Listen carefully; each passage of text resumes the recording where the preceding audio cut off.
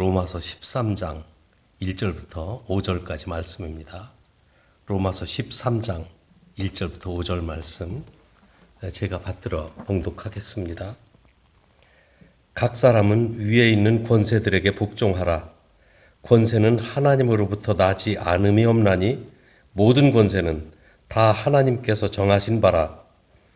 그러므로 권세를 거스르는 자는 하나님의 명을 거스름이니 거스르는 자들은 심판을 자취하리라.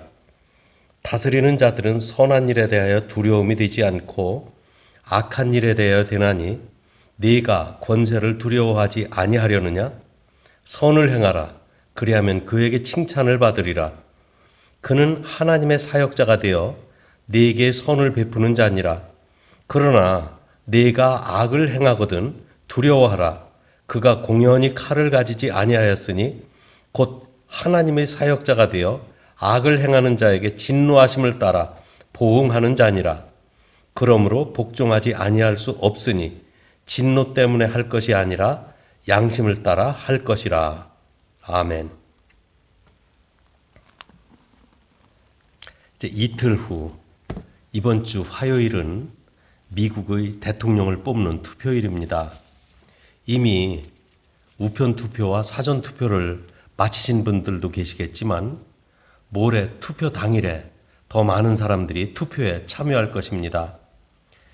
민주주의에서 대통령이나 나라의 최고 통치권자를 투표로 선출하는 일은 아주 중요한 국민의 의무이며 책임이기도 합니다. 이것은 미국 시민들이 투표에 참여함으로 미국의 정치에 참여하는 거예요.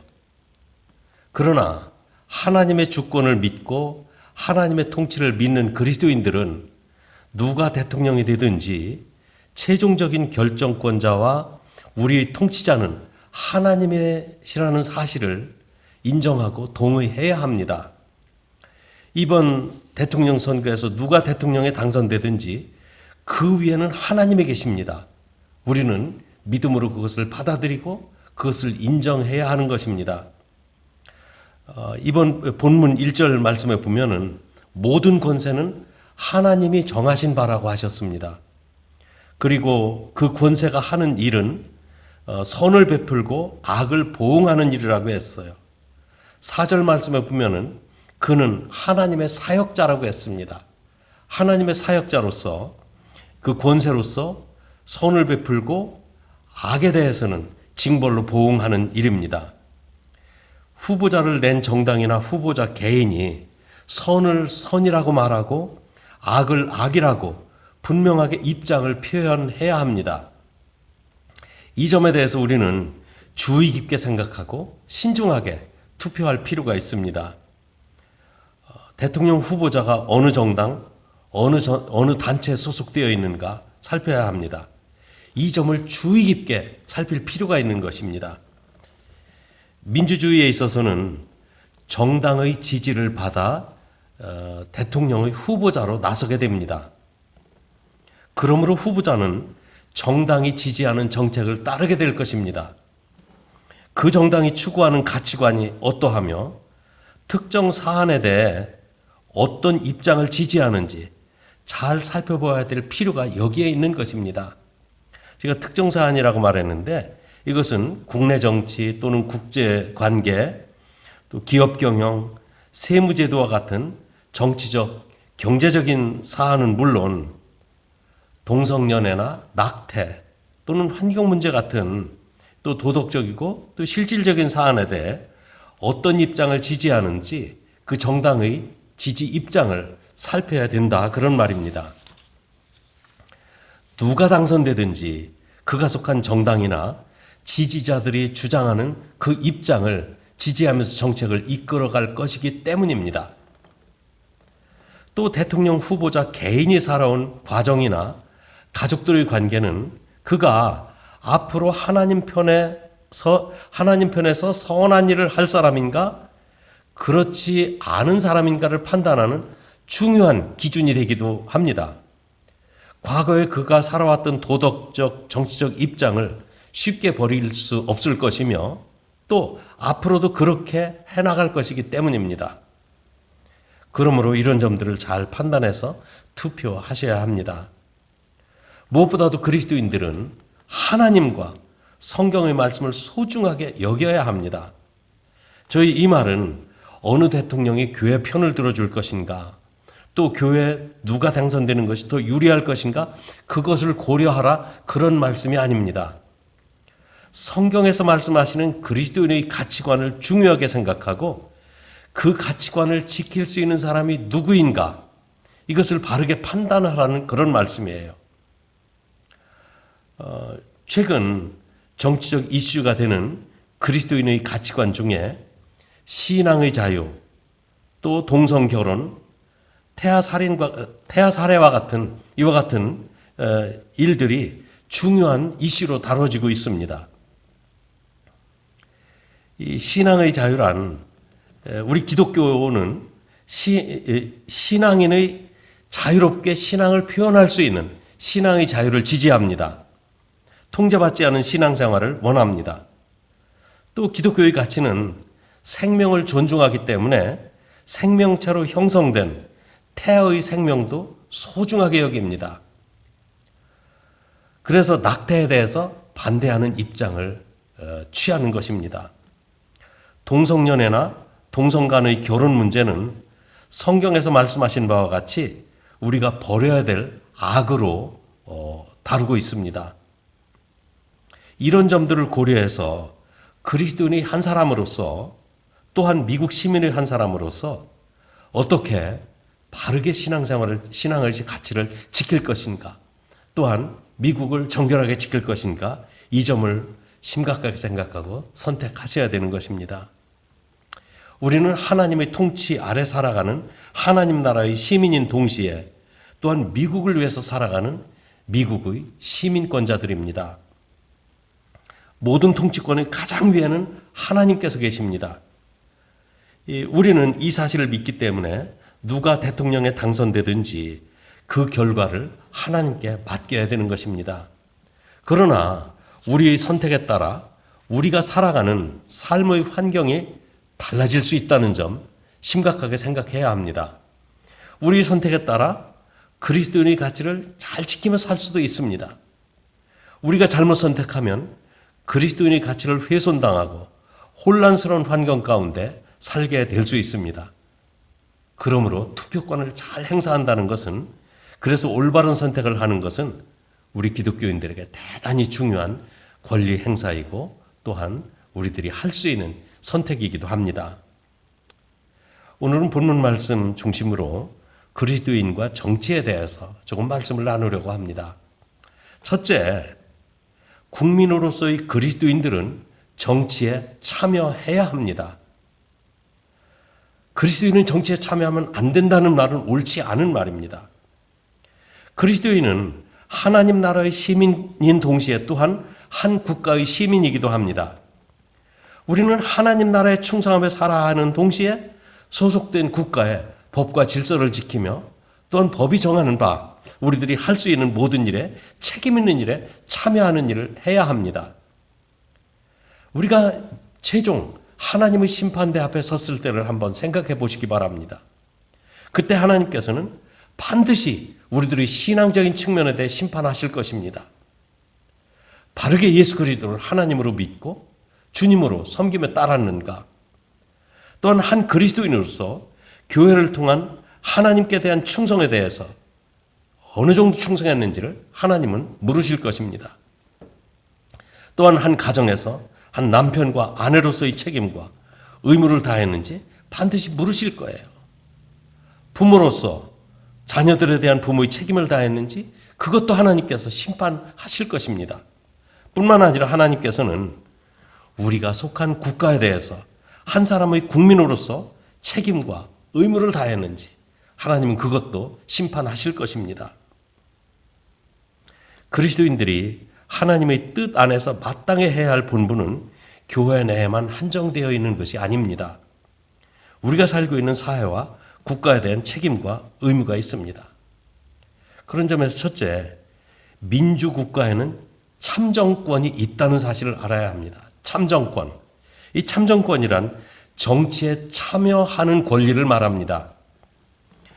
그리스도인들은 국가 정치에 참여해야 합니다. 그리고 참여할 권리가 있습니다. 정치는 정치가들만 하는 것이 아닙니다.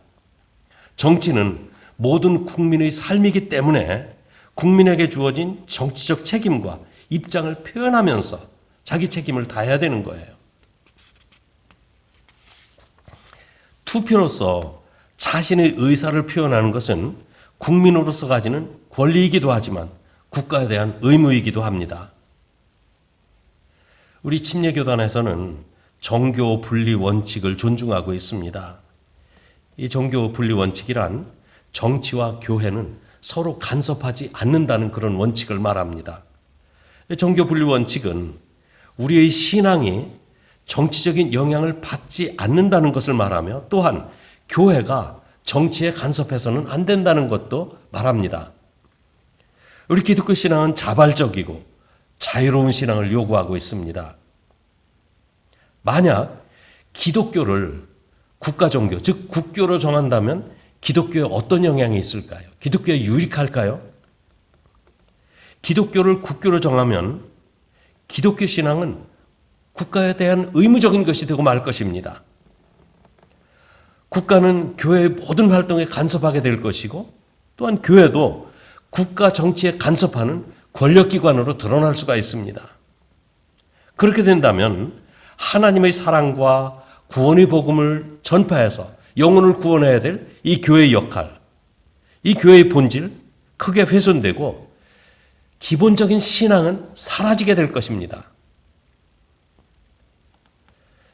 때로 우리는 교회가 동성결혼 반대법이나 또는 낙태 반대법과 같은 주민 발의안을 내는 경우가 있는데 이것은 정치에 간섭하는 것과는 다른 의미입니다.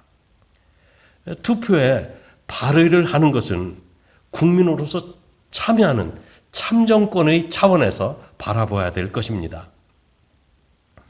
그리고 두 번째, 민주주의는 대의 정치라는 점을 이해해야 합니다. 대의 정치란 나의 의견을 국가 정치에 반영할 대리인을 내세워서 정치를 하는 것을 말합니다. 그래서 나를 대신할 사람들, 이 국민을 대표할 사람들이 모여서 그들끼리 의견을 나누고 결정해 나가는 것.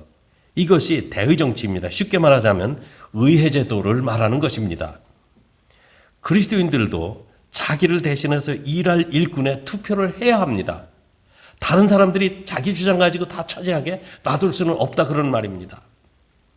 그리고 대표자로 뽑힌 사람은 자기를 지지해 준 사람의 의견을 존중해서 정책 결정에 반영해야 합니다. 대의원으로 뽑힌 사람은 여러 사람을 대표하는 사람이기 때문에 권세를 얻은 것입니다.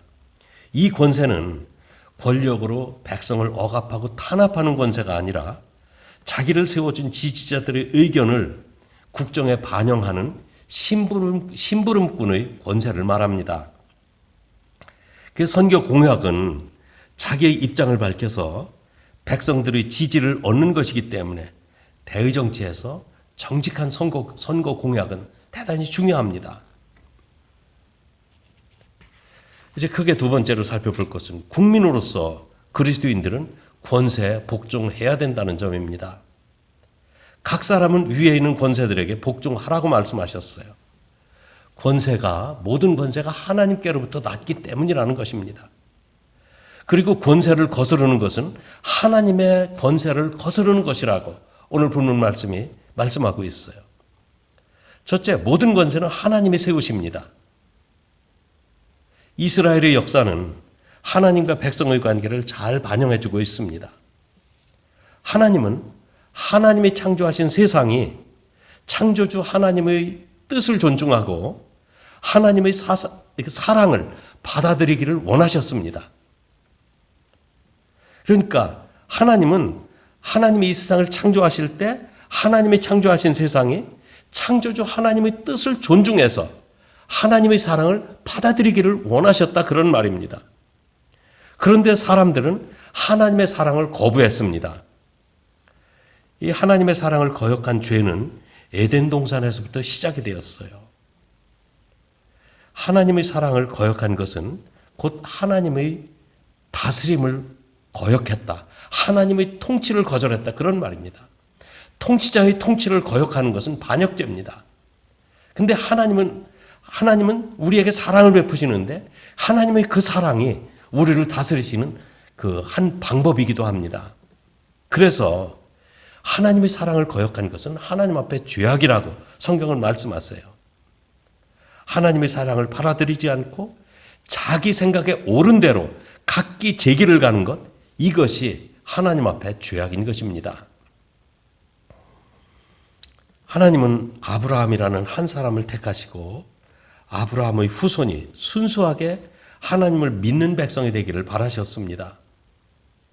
그래서 아브라함의 후손은 나중에 이스라엘이라고 하는 민족 국가를 형성하게 되는데요. 하나님이 이스라엘의 왕이 되기를 원하셨어요. 그래서 모든 백성들이 왕이신 하나님의 사랑의 다스림을 받기를 원하셨던 것입니다. 그래서 왕이신 하나님의 뜻에 따라 백성을 다스리시려고 종들을 세우셨던 거예요. 말씀을 전하는 종으로 선지자를 세우셨고 백성들의 죄를 용서하기 위해서 제사장들을 세우셨습니다. 그런데 이스라엘 민족은 우리에게도 다른 민족과 같이 왕을 세워달라고 요구를 합니다. 이 일은 사무엘 시대에 있었던 일입니다. 사실 우리에게 왕을 세워달라 이렇게 요구했던 것은 다른 말로 바꿔 말하면 하나님이 우리 왕 되시는 것이 싫다. 하나님이 우리 왕 되시는 거 거부하면서 새로운 인간 왕을 세워달라 그렇게 요구했던 겁니다. 이런 백성들의 태도는 하나님 보시기에 잘못된 태도였습니다.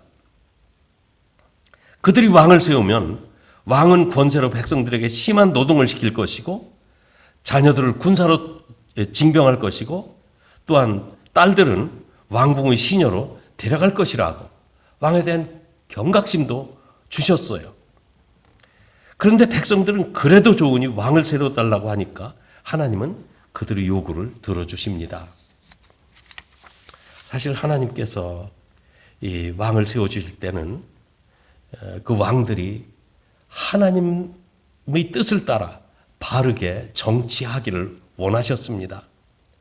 다윗 왕과 같이 하나님을 두려워하고 백성들을 아끼고 사랑하는 왕이 되기를 원하셨던 거예요. 그러나 많은 왕들이 왕권을 얻고 보니까 자기가 권세를 누리는 자리에 서 있다는 것을 알게 됩니다. 그리고 높아진 권세라는 것을 알게 되었을 때 그들은 하나님마저도 갈아치우는 그런 엄청난 죄악을 범하고 맙니다. 어떻게 하나님을 갈아치웁니까? 그런데 그들은 우상을 숭배함으로 하나님의 위치를 자기들 마음에 드는 우상으로 바꿔버리는 것입니다. 자, 그럼 두 번째 권세에 대해서 권세는 백성을 섬기는 자리라는 것입니다. 하나님이 권세를 세우시는 목적은 백성을 섬기게 하기 위함이었어요. 섬긴다는 말은 늘 대야에 물 떠다가 발을 닦아주는 것으로만 생각하지 마시기 바랍니다. 섬기는 것은 자기의 위치와 자기에 주어진 책임에 따라서 섬기는 모습이 다른 것이지 우리는 섬김이 무엇인지 이해할 필요가 있습니다. 하나님은 자기의 권세를 백성들을 편하게 살게 해주는 것, 이것이 섬기는 거예요. 하나님은 온 우주의 왕으로서 자기 백성인 인류를 사랑으로 섬기셨습니다. 가장 큰 섬김은 십자가에서 자기 몸을 버려 온 인류에게 구원을 베푸신 것입니다.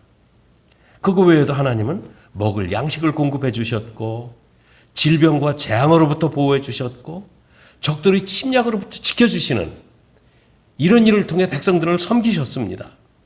이것이 왕이신 하나님이 자기 백성을 섬기는 섬김의 방식이었어요. 하나님은 이와 같이 왕을 세우실 때 하나님이 자기 백성을 섬기신 것처럼 왕들도 백성을 섬기는 왕이 되기를 원하셨습니다. 사실 최고 통치권자가 된다는 것은 백성들을 섬기는 기회가 섬길 기회가 가장 많은 사람이 되었다는 말이기도 합니다. 그래서 국방과 법질서, 국방과 법질서 이걸 튼튼하게 세우고 교육제도, 의료제도, 또 경제발전 등 모든 분야를 고르게 발전시켜서 백성들이 혜택을 누리며 살도록 섬기는 일이 통치권자에게 부여된 섬김의 기회입니다. 이거 일반 백성들에게는 이 권세가 부여되지 않았어요. 이것이 섬김의 기회입니다. 하나님은 이런 일을 하라고 통치권자들에게 이런 권세를 주신 겁니다. 그런데 권세의 자리에 올라보니까 권력에 취해서 섬기는 자의 자세를 버렸습니다. 자기에게 부여된 권세로 백성들을 억압하고 이제는 자기 뜻을 가지고 백성들을 다스리기 시작합니다. 그것은 하나님을 거역하는 거예요. 하나님이 잘못된 권세를 세우신 것이 아니라 권세자가 하나님의 뜻을 거역하고 있는 것입니다. 권세들이 기억할 것은 자기가 지금 최고의 자리에 올라와 있지 않다는 것입니다. 자기 위에 하나님이 계시다는 사실을 이 권세자들은 반드시 알아야 되는 거예요. 그래서 하나님을 아는 사람이 바른 통치자가 될 수 있는 것입니다. 하나님은 위에 있는 권세에게 복종하라고 하셨습니다. 권세를 얻은 자들은 올바른 법을 세워야 하고 백성들은 법과 질서를 존중하며 질서 있는 사회를 만들어 가야 합니다. 질서를 바르게 세운다는 것은 백성들이 서로를 존중하며 사랑하는 사회로 만들어가는 것을 말합니다. 선과 악을 공정한 기준에 의해 판단하고 상과 벌을 공평하게 집행함으로 백성들이 선한 질서를 추구하며 행복하게 살도록 하는 일이 통치권자가 섬겨야 될 백성들을 섬기는 그 섬김입니다. 하나님은 국가의 최고 통치권자와 국민의 대표자를 하나님의 종으로 세우셨습니다. 통치권자는 자기가 하나님의 종인 것을 알아야 합니다. 또 통치권자들은 자기들을 존경받는 자리까지 높여주신 하나님의 뜻을 따라 법과 질서를 바르게 세우고 바르게 집행해야 될 책임이 있는 겁니다. 나아가 자기들을 대표자로 선택한 국민들이 편안히 질서 있고 행복하게 살도록 섬기는 일꾼이 되어야 하는 것입니다. 그럴 때 백성들도 하나님을 경외하며 위에 있는 권세에 복종하고 바른 사회로 이끌어갈 것입니다. 하나님은 이 세상을 다스리시는 우리의 최고 통수권자이십니다. 기도하겠습니다. 거룩하신 하나님, 이 미국의 대통령은 미국 한 나라만을 위해서 소중한 것이 아니라 온 세계의 질서와 또 온 세계의 평화를 위해서도 너무나 소중한 위치에 있는 사람입니다. 이제 이틀 후면 미국 대통령이 국민들에 의해 선출될 터인데 거룩하신 하나님, 하나님이 세우신 일꾼이 누구입니까? 하나님을 존경하며 성경의 말씀과 성경이 말씀하시는 그 도덕적 모든 기준을 충실하게 따를 수 있는 사람이 누구입니까? 아버지, 우리들에게 바른 판단력을 주시고 하나님을 경외하며 우리의 신앙의 가치를 지켜줄 수 있는 사람을 저희들이 뽑기를 원합니다. 우리에게 옳은 판단력을 주시고 올바른 지혜를 주시고 또 대통령으로 선발된 사람은 하나님의 뜻을 존중하며 백성들을 사랑으로 섬길 수 있는 일꾼이 되게 하여 주시옵소서.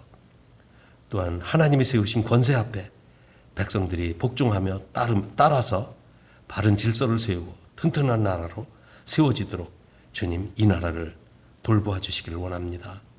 아버지, 우리 그리스도인들에게 부여된 이와 같은 정치적인 입장과 권세를, 이 권한을 가볍게 여기지 말고 신중하게 여겨서 주님이 원하시는 사회로 만들어가도록 우리 길 인도해 주시옵소서. 예수님의 이름으로 기도합니다. 아멘.